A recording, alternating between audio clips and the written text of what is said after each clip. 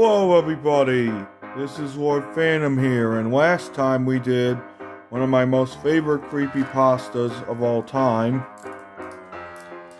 which was Teletubbies Seesaw. And I gave that a 9.5 out of 10 because of its actual storytelling. So today, we're gonna do Boohbah Guns.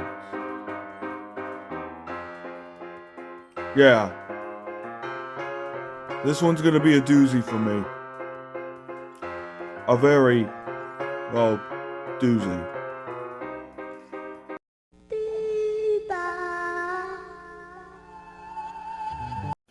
Does anybody remember the show Boohbah, that show made by the same creators of Teletubbies? I honestly enjoyed it when I was little on ABC Kids. In fact, I'm a fan of the show. I thought it was similar to Teletubbies, so that's how I got into it. However, one lost episode exists. It just haunts me whenever I mind my own business.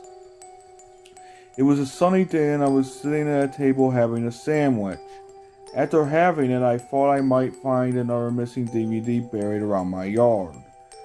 I grabbed my dad's metal detector, and it alerted me once I hovered it near my cat's shed. I grabbed the shovel and beneath the ground was another cardboard box. I took the box in and opened it up with scissors. Inside the box was a Boohbah DVD. It was called Pearly Shells and More Boohbah Magic. I was surprised to find a rare DVD nobody knew of, so I decided to watch it. Before I put the DVD in, I noticed a very unnerving episode title for a preschooler show, Guns. Why would they use a very mature episode title for a show aged 0 to 5?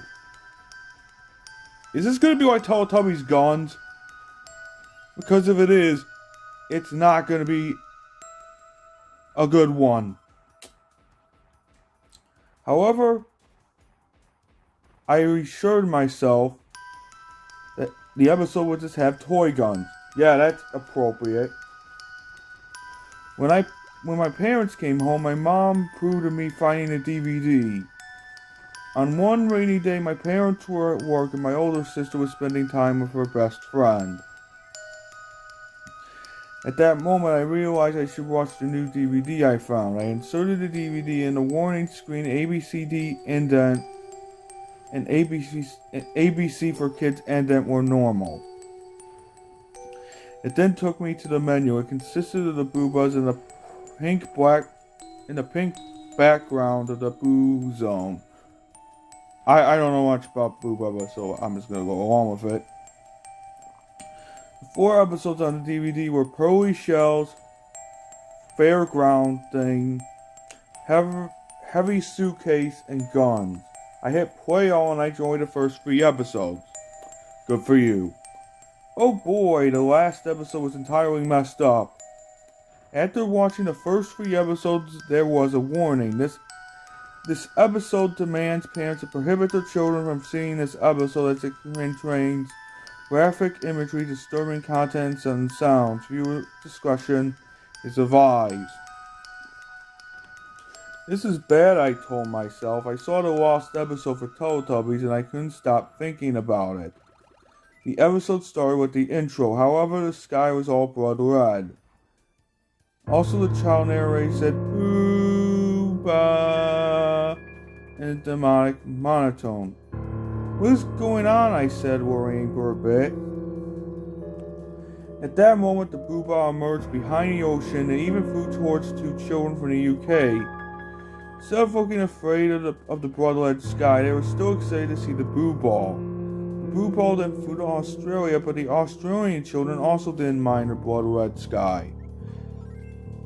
After departing Sydney, the Boohbah landed in the Green Hill, but for some reason blood splattered as it did. Okay, I'll talk about this later. I gasped. What the hell just happened? I said to myself. You got a bootleg, dude. All the white in the blue zone was all red, supposedly meant to represent blood. I was starting to feel very uneasy and nauseous, but I carried on with the episode. It then zoomed into the Boohbah and showed the Boohbahs sleeping in their pods. Everything was normal. After the Boohbahs went to the dance zone, as they ran around, the child narrator mentioned Boohbah. I was confused. Who was this Boohbah? I wondered. Just then, a green Boohbah flew into the shot and ran up to the screen and stared at the camera. I'm guessing this is Boohbah, I told myself. Boohbah stared at the screen uncomfortably. I got chills down my spine. Just then, Boohbah then walked away from the camera and performed one of the warm-up dances. Truly, Boohbah hops. The 5 Boohbahs joined Boohbah. As soon as the Boohbahs danced too fast, the rainbow wave washed in front of them. However, after the rainbow wave disappeared, the background of the Boo Zone was all dark red. The 6 Boohbahs then sucked their heads in and flew into the sky. However, Boohbah, on the other hand, did not join the Boohbahs to fly into the Boo Ball. They just flew up straight up high into the sky. I carried on to the present giving segment. My God, this is embarrassing. The children delivered the present as normal. The present was in a medium size but not too big. When the present went up into the Boo Ball, the present was Mother of God, a gun. This is a fucking episode, okay? You should have expected that. Just then, the child narrator read story people's names in order as normal and it cut to the story world segment. The gun was then placed on the grass on the fields. Thus then, the Somebody's Coming theme played, but it was in reverse. Somebody's coming, the narrator said. It's a gun, the story world narrator said. Thus then, brother and sister appeared on opposite sides. They then noticed the gun. Brother then picked up the gun and examined it. He was confused about what it is. He tried using the gun for what it was meant to do, but just then he pulled the trigger and shot into a distance, narrowly avoiding sister. Brother seemed interested in the gun and thought it might be a toy. Sister was disappointed she didn't have a gun. The sister doesn't have a gun, said the narrator. That moment, Boohbah, said the child narrator once the screen froze. There was the sound of a child blowing and sister was given a gun. What the hell? Sister was glad she was given a gun. She even decided to try it out as well. Sister then pointed a gun to brother's leg, trying to check how the gun works. However, she suddenly pulled the trigger and it shot straight at brother's leg. Brother then fell to the ground and held his injured leg in pain. Ow, what was that for, sister? Brother said. I was quite surprised to hear one of the story people speak. Normally there are sound effects for the story people depending on what their emotions are, but we finally get to hear them speak for the first time. Oh my God. So sorry, brother, sister shouted in horror. I would never hurt my own brother. You both had to get rid of those things. They're too dangerous to be kept, the narrator advised. Brother and sister tried stomping on the guns while the narrator spoke, but suddenly, brother's gun was pointed up, diagonally up towards sister, and he accidentally shot sister about once. He stomped on it. Okay, that's a grammatical error. Sister held her chest in pain. When she moved her hand away, there was a small room. Oh my God, I croaked. I was shocked to see a realistic wound on a character from a children's television show. Again, you have a bootleg. Sister then collapsed to the ground, losing her breath. Sister, no! Brother screamed. Brother then held his now deceased sibling in his arms and cried softly, and practiced sobbing sounded very real. It didn't sound very comical, unlike usual cartoons. It's live action. Brother is now depressed, the narrator moaned. Brother continued crying. He never wanted to harm his sister or hurt her, even by accident, but he realized the thing to avenge his sister was meet her in an afterlife? What the fuck? Brother, still in tears, picked up sister's gun and pointed to his mouth. I'm sorry, brother said. He pulled the trigger and he finally shot himself. Goodbye, the narrator said sadly. Before we cut to the final Boohbah segment, children were crying other than laughing, obviously because the story world segment was very depressing and off the scale. It finally cut to the Boohbahs again with the sixth member. This time Himba is leading the dance. They were dancing calmly in the middle while the Boohbahs followed them. Himba performed lots of similar dances like other dances and stuff. However, as soon as the dance was over, Himba walked towards Zumba. Zumba got concerned about what Himba was going to do to them. Moment, Himba pulled out a hatchet and threw it in Zumba's forehead. Zumba screeched as they slowly died. The other Boohbahs stared at shock seeing their friend die. Himba then slowly turned to the other Boohbahs as their eyes turned red. The four Boohbahs ran away from Himba, who turned out to be a hypocritical Boohbah exterminator. Yeah, this is not the Terminator, buddy. Jamba flew in the sky and Himba followed him. Himba gained out of Jamba until the former grabbed the ladder by the legs. Himba swung with a throwing knife and stabbed Jamba in the back of the leg, killing the ladder. Jamba fell to their doom as the throwing knife was stuck to the back of their leg. Zing, zing, Zingba ran to the present giving area to hide. They hid behind one of the large orbs. At that moment, Himba teleported for Zing Zingba, and the former pulled out a gun and shot the ladder 2 times. Himba was trying to break through the walls of the boost zone to escape and find a safer place to live, but Himba suddenly flew up to them and used a flamethrower on them to burn them alive. Himba has now suit all over them and they fell to the ground dying. Jamba was the last Boohbah remaining. They had the best hiding place, which is hiding behind the largest orb that they could find. Next then, Himba teleported in front of them and held them in the air by the phone. You're not a video game boss, okay? You're not the final boss of a video game.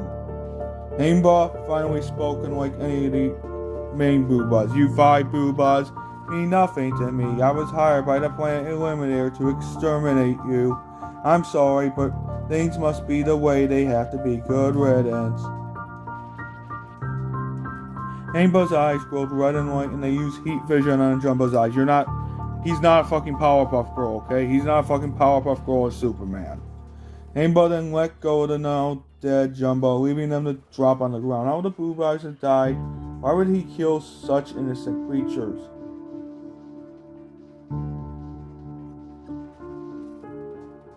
Sorry, isn't creatures. Just then, a rainbow wave washed over Himba, and the same child never saying Boohbah came back. I got chills again. Himba then threw Boohbah and hijacked it. As soon as the energy came back into the Boohbah, it flew high in the sky, leaving a rainbow trail. The credits then played as normal, but there was no music. Just the sound of the ocean. I felt very unnerved, gritting my teeth in concern. After the credits, the Ragdoll logo played. However, the background was red and there was a loud screeching sound when the logo's mouth was drawn. I cringed at the choice of the screeching sound. What the hell is going on? Just then, the same red tinted ABC DVD logo from the Teletubbies DVD I discovered played. When the DVD logo flew in, I heard a woman screeching. The shriek scared the living crap out of me. It then cut to the DVD menu. I ejected the disc in disbelief. I called my mom about the DVD being messed up. I showed her the evidence and she believed me. We phoned the 2 companies, and the reason were pretty much the same as the lost episode of Teletubbies. I asked Mom what she would do with it, and she suggested to bury it. Good solution! I didn't sleep for the entire week. I thought about the episode every night, and it keeps haunting me. I believe that the maker of the episode is the same man who produced those Lost 2 Teletubbies episodes.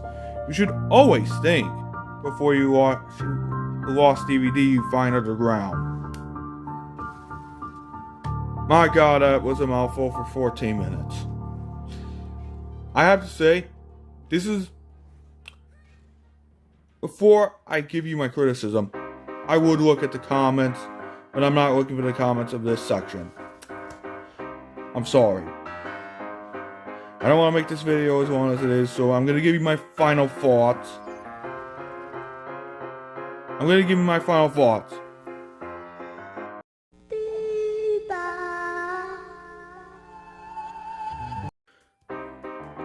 What did I think of Boohbah Guns? It was not a very good story. Not a good story. You had me believe it until the episode started. And then when the episode started, I started to notice it was going to be probably a bootleg, which I was proven right at the end. So what do I give this crappy story? I don't think it's really much of a crappy story. I think it's just a story that should have never been fucking made. The Boohbahs are creepy as shit. I'm gonna be honest. The Boohbahs are creepy as fucking shit. They're creepy. Teletubbies might be creepy, but they're on their own level of creepiness. So, what do I give this story? A 4, a 3, 2, 1, 0, or a 5? And you're, probably a 4. Because of the grammatical errors, the story making sense, the fucking new character thinking he's a final boss from a video game or something. I don't know, in this planet, are you trying to make a cinematic universe or something at the time? I just don't understand. Yeah, I just do not understand what you were trying to make. If you were trying to make a cinematic universe, it's not gonna happen. I know you're probably making this for fun, but sometimes you have to read over your story and put it in Google Docs or Microsoft Word, just to make sure there's no grammatical errors or something like that. So, okay, that's all I have to do. So, I'll see you guys for my top 14 villains list. Make sure to subscribe, like, and comment. And I'll see you on the 31st for Halloween. See you guys next time.